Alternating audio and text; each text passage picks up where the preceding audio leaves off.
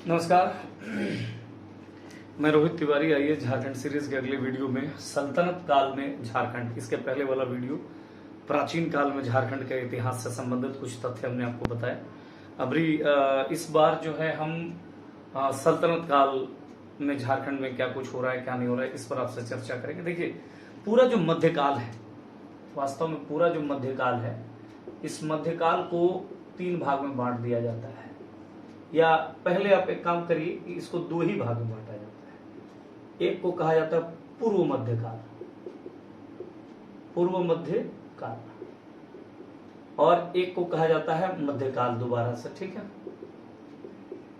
याद रखना है। मैं थोड़ा सा भारत के इतिहास में थोड़ा सा 2 मिनट आपसे चर्चा कर दूं। पूर्व मध्यकाल में वास्तव में कौन कौन सी चीजें आती हैं, तो याद रखना है। एक तो राजपूत काल आता है, एक आप पढ़ते हुए इतिहास में त्रिपक्षीय संघर्ष, जिसमें 3 अलग अलग पक्ष, पाल, प्रतिहार और राष्ट्रकूट, 3 अलग अलग साम्राज्य संघर्ष कर रहे होते हैं, उसकी कहानी है। और इसमें अरबों का आक्रमण एक चैप्टर के रूप में पढ़ना पड़ता है, जिसमें 3 लोग आक्रमण करने आते हैं। ठीक है, 3 लोग आक्रमण करने आते हैं। इसमें गौरी है ना, गजनी, ऐसे लोग आते हैं, कासिम, ये 3 अलग अलग लोग आते हैं। ये पढ़ना पड़ता है पूर्व मध्यकाल में।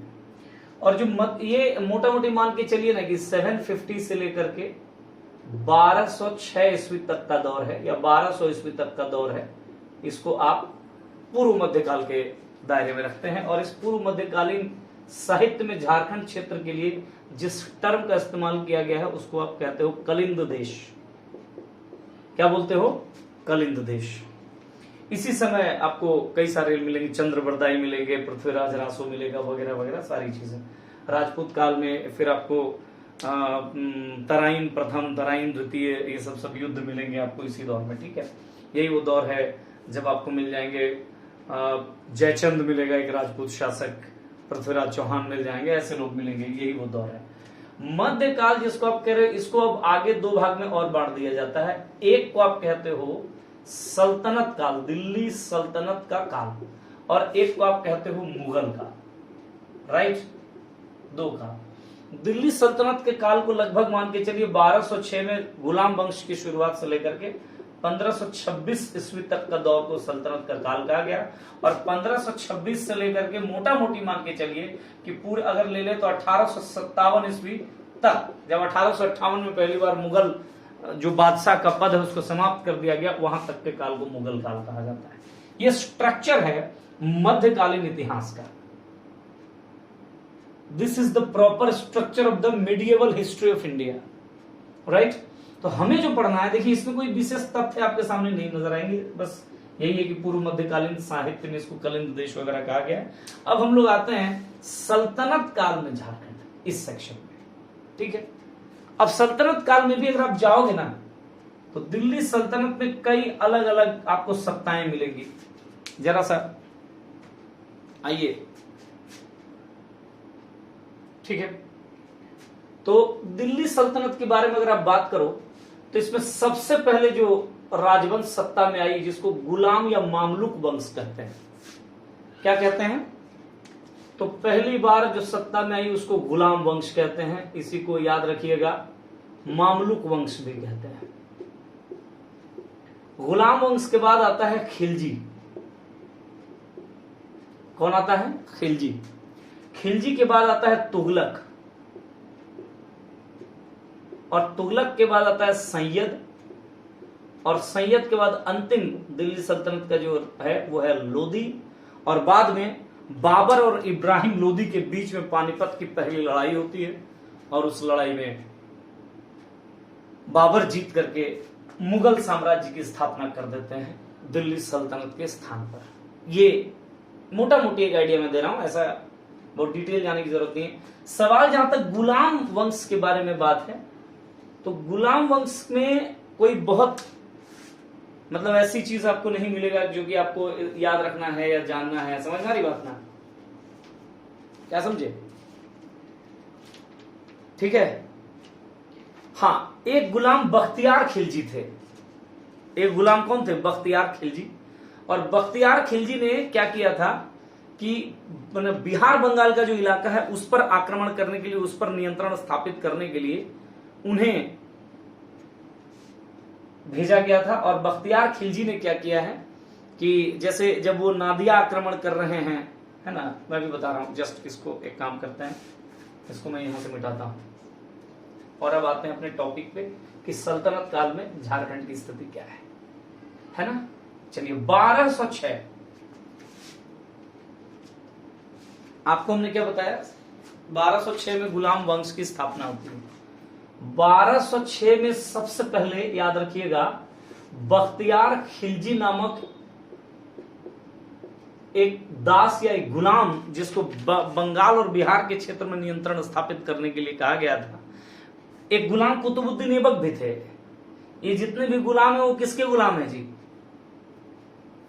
बता सकते हैं क्या?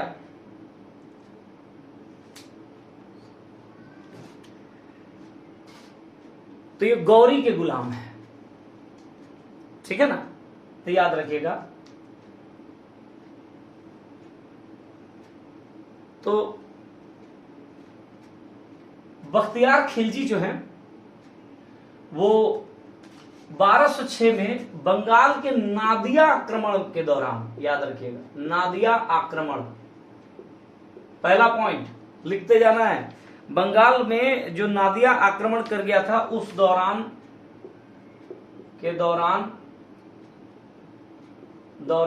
झारखंड क्षेत्र से गुजरा था या इसी रास्ते से गया था। पहला पॉइंट, वेरी फर्स्ट पॉइंट 1206 ईस्वी का ये है। दूसरी बात याद रखिएगा कि यही बख्तियार खिलजी हैं जिसके साथ में झारखंड में उरांव जनजाति का प्रवेश हुआ। उरांव जनजाति का झारखंड क्षेत्र में प्रवेश बख्तियार खिलजी के साथ में ही हुआ। एक तरीके से बख्तियार खिलजी का जो टाइमिंग है उसी टाइमिंग में ही उसी टाइमिंग में ही ये लोग आए थे। इसके अलावा याद रखिएगा कि जो अलाउद्दीन खिलजी हैं, अगला शासक जिक्र कर रहा हूं अलाउद्दीन खिलजी, इनके दो सेनापतियों से संबंधित दो तथ्य याद रखिएगा। इनका एक सेनापति है जिसको आप कहते हो मलिक छज्जू,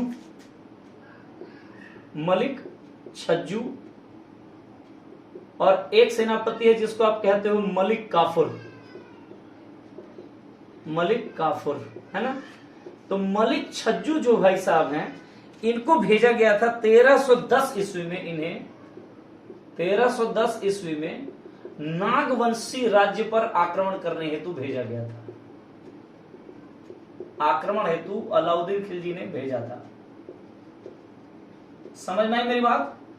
किसको? मलिक छज्जू को। कब? 1310 ईस्वी में। सवाल यह भी आ सकता है कि इस समय जब मलिक छज्जू नागवंशी राज्य के पर आक्रमण करने के लिए आए, इस समय नागवंशी शासक कौन थे? तो इसका आंसर होगा, याद रखिएगा, फेनुकर्ण राय।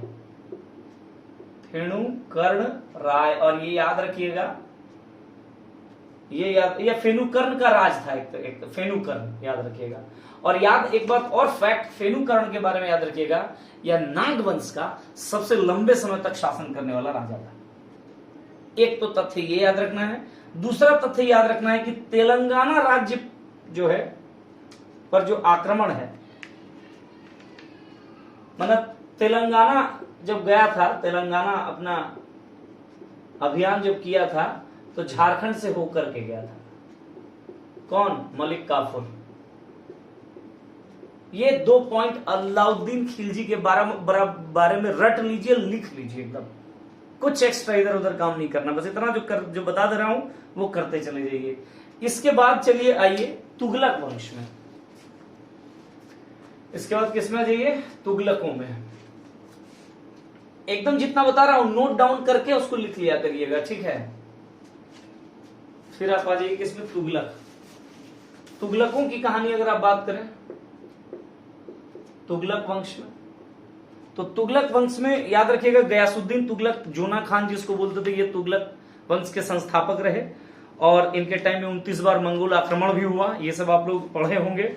जो मोहम्मद बिन तुगलक एक शासक हैं, याद रखिएगा, मोहम्मद बिन तुगलक अपने कई असफल प्रयोगों के लिए जाना जाता है, जिन्होंने राज्य की जनता को बहुत कष्ट दिया है अपने माने प्रयोग धर्मी, हठ धर्मी और प्रयोग धर्मिता वाला चरित्र होने के कारण।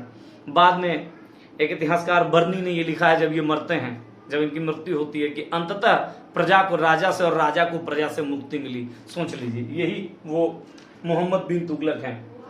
इन्हीं के समय में इब्न बतूता एक अफ्रीकी यात्री भारत आते हैं। अब इब्न बतूता का जो रचना है, जो उनकी जो क्रिएशन है, उनका जो टेक्स्ट बुक है रेला, वो इब्न बतूता ने लिखा है। इनके बारे में याद रखिएगा, इनका एक सेनापति है इब्राहिम बयां, जो आपको याद रखना है झारखंड के पर्सपेक्टिव में, इब्राहिम बयां। इब्राहिम बयां के बारे में याद रखिएगा, इन्होंने हजारीबाग के चाई किला को जीत लिया था। हजारीबाग के चाई किला एक है वहां पे, को जीत लिया था। ये पॉइंट याद रखना है। इब्राहिम बयां ने, तो प्रश्न आपसे बन सकता है कि किसने हजारीबाग के चाई किला को जीत लिया था, कौन से मध्यकालीन शासक ने, किस मध्यकालीन सेनापति ने, ये सब प्रश्न बन सकता है। तुगलक वंश के एक और जो शासक बने FST यानी फिरोज शाह तुगलक। फिरोज शाह तुगलक के बारे में याद रखिएगा कि इन्होंने भी हजारीबाग का जो सतगावा क्षेत्र है, सतगावा क्षेत्र को जो बंगाल से जीत लिया था, क्षेत्र को जो पहले बंगाल के अंडर में था, तो बंगाल से क्या कर लिया, से जीत लिया। ये दो तथ्य तुगलक वंश के बारे में आपको हमेशा याद रखना है। और याद रखिएगा, इसी को, सतगावा को, बंगाल की राजधानी भी बना दिया, बंगाल की राजधानी बनाया था। ये भी पॉइंट है कि याद रख लीजिएगा फिरोज शाह तुगलक के बारे में। तो जो जितने तथ्य आपको बता दे रहा हूं, जितनी लाइन से, बस उतनी बात याद रखना, ज्यादा टेंशन लेना नहीं है। इसके बाद जो वंश आता है सैयद, कोई विशेष तथ्य आपको झारखंड के इतिहास से संबंधित नहीं है। लोधी में याद रखिएगा, पहले तो लोधी वंश के संस्थापक कौन हुए, तो बहलोल लोधी। और उसके बाद इसमें एक शासक आता है लोधी में, जिसको आप बोलते हो सिकंदर लोधी। सिकंदर लोधी याद रखिएगा, है ना, सिकंदर लोधी। और इसके बाद अंतिम शासक होते हैं लोधी वंश का इब्राहिम लोधी, जिससे मैंने कहा ना कि बाबर से पानीपत की प्रथम युद्ध में 1526 में हार गए, और अंत में ये जो बाबर ने मुगल राजवंश की स्थापना कर दी। तो इब्राहिम लोधी, सिकंदर लोधी के बारे में एक तथ्य याद रखिएगा कि इन्होंने 1494 में 1494 ईस्वी में इन्होंने क्या किया है, माने इनके भय से, किसके भय से, सिकंदर लोधी के भय से एक शासक है, जौनपुर का एक शासक है हुसैन शाह शर्की। जौनपुर के शासक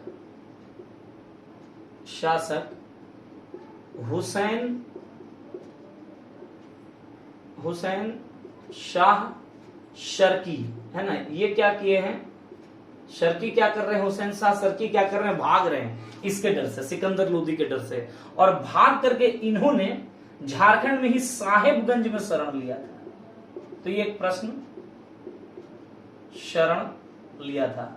तो क्या तथ्य हुआ कि 1494 ईस्वी में सिकंदर लोधी के भय से जौनपुर के शासक हुसैन शाह शर्की साहेबगंज झारखंड में जाकर के क्या कर रहे हैं, शरण लिया है। ये तथ्य एक याद रखिएगा लोधी वंश के बारे में। तो कुल मिलाकर के इतने तथ्य हुए। इसके बाद याद रखिएगा मध्यकाल में ही, यानी दिल्ली सल्तनत के काल में ही एक और किताब, एक और पुस्तक बड़ा लोकप्रिय रहा है, जिसको कहते हैं चैतन्य चरितामृत। क्या कहते हैं, जरा सा उसके बारे में आपसे जिक्र कर दूं यहीं पे। उस किताब का नाम है चैतन्य चरितामृत। चैतन्य चरितामृत के बारे में पहली बात कि ये कृष्णदास कविराज ने इसको लिखा है। कृष्णदास कविराज द्वारा इसको लिखा गया है, याद रखिएगा, द्वारा रचित या लिखित, राइट। और चैतन्य महाप्रभु के जीवन और उनकी शिक्षा विषय क्या है इस किताब का, तो चैतन्य महाप्रभु ही विषय है इसके। चैतन्य महाप्रभु आपको पता है बंगाल उड़ीसा के एक बहुत ही बड़े संत के रूप में जाने जाते हैं, वैष्णव संप्रदाय के संस्थापक हैं। तो चैतन्य महाप्रभु का जो जीवन है और उनकी जो शिक्षा, इन्होंने जो टीचिंग्स दिए हैं उसके बारे में इस किताब में दिया गया है। चैतन्य महाप्रभु का टाइमिंग क्या है मोटा मोटी, तो 1486 से 1535, 1486 टू 1535 ये है चैतन्य महाप्रभु का अपना टाइमिंग। और इस बीच याद रखिएगा ये जो है व्यक्ति एक वैष्णव संत हैं, वैष्णव संत हैं और गौड़ीय वैष्णव संप्रदाय, गौड़ीय वैष्णव संप्रदाय की ये क्या है के संस्थापक हैं। और याद रखिएगा ठाकुर बाड़ी, विभिन्न जगहों में जाकर के इन्होंने ठाकुर बाड़ी की स्थापना की। आप कई बार झारखंड में भी आप देखे होंगे कई गांव में, कई घरों में ठाकुर बाड़ी है, बोलेगा नहीं ठाकुर है मेरे घर में। यह वास्तव में उसी दौर में चैतन्य महाप्रभु का दिन है, जहां जहां से वे गुजरे उन्होंने लोगों को यह उपदेश दिया कि आप अपने ठाकुर को रखिए, ईश्वर को स्थान दीजिए अपने घरों में, उनकी सेवा करिए सुबह शाम, आपका जीवन अच्छा होगा। तो उसी का मतलब उसी सिलसिले ठाकुर बाड़ी बहुत सारे इन्होंने स्थापित किए हैं। ठीक है, इस चैतन्य चरितामृत में याद रखिएगा झारखंड का भौगोलिक आकार के बारे में बड़ा अच्छा, या भौगोलिक विस्तार इस काल में जो उसके बारे में बात बहुत अच्छी तरीके से की गई है, भौगोलिक आकार के बारे में इस किताब में। इसके अलावा याद रखिएगा चैतन्य महाप्रभु जो गुजरे हैं, तो ये चैतन्य महाप्रभु जो है वो संथाल परगना क्षेत्र से गुजरे हैं, छोटा नागपुर के क्षेत्र से गुजरे हैं, ये पूरा इलाका से होकर के गुजरे हैं। और जहां जहां गुजरे विभिन्न गांवों में ठाकुर बाड़ी स्थापना की, मैंने जैसे आपको बात बताया। ठीक है, झारखंड में वैष्णव मत का प्रचार करने वाला संत यही थे। और मथुरा जाते समय चैतन्य महाप्रभु झारखंड आए थे। कब, तो याद रखिएगा ये मथुरा जाते समय, बंगाल से मथुरा जा रहे हैं, बीच में झारखंड आएगा, आए थे। ठीक है, तो याद रखना है। और रुके कहां पे, तो पंच परगना क्षेत्र में ये रुके थे। पंच परगना क्षेत्र मतलब रांची वाची वाला, तमाड़ गुंडू वाला, ये सब इलाका है, इस क्षेत्र में आकर के यहाँ पे रुके थे। तो कुल मिलाकर के अगर आप सल्तनत काल में झारखंड के बारे में चर्चा करें तो इतनी ही बात है। ठीक है, सल्तनत काल में झारखंड यही है। अगले वीडियो पे हम लोग आपसे बात करेंगे मुगल काल में झारखंड से संबंधित कुछ तथ्य। लगातार वीडियोस जरूर देखिएगा, क्रम से देखिएगा और नोट्स बनाने मत छोड़िएगा। देखिए हमेशा लर्न करिए एक्टिवली, एक्टिव लर्निंग का हिस्सा बनिए, पैसिव लर्निंग का हिस्सा मत बनिए। ठीक है, आराम से दुनिया में किसी को कोई चीज नहीं मिला है। जिसने मेहनत किया है, जिन्होंने जीतोड़ मेहनत किया है, उनको एक दिन किस्मत भी उसी के मेहरबान होता है। याद रखिएगा, हम हमेशा आपसे कहते हैं जो चलता रहता है, जो रुकता नहीं है, जो मेहनत करता रहता है, किस्मत उसी का साथ देता है। सो धन्यवाद, नमस्कार।